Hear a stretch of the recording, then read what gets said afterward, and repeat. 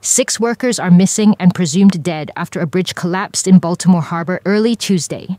The collapse occurred when a massive cargo ship, crippled by a power loss, rammed into the structure.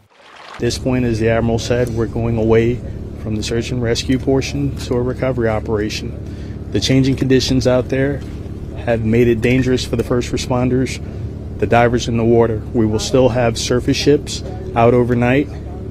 At 0600 hours tomorrow, we're hoping to put divers in the water and begin a more detailed search to do our very best to recover those 6 missing people.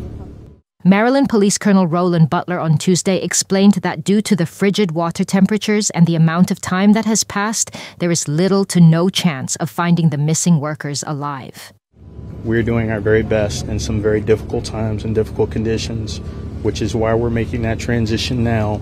The last thing we want to do is put divers in the water with changing currents, low temperatures, very poor visibility, and so much metal and other unknown objects in the water. All it takes is one object to strike an individual, and all of a sudden we have a first responder trying to recover another first responder.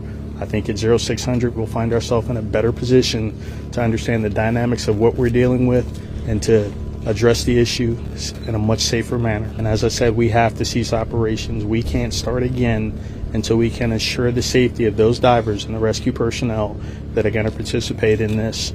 If we look at how challenging it is at a simple motor vehicle crash to extract an individual, I'm sure we can all imagine how much harder it is to do it in inclement weather, when it's cold, under the water, with very limited to no visibility.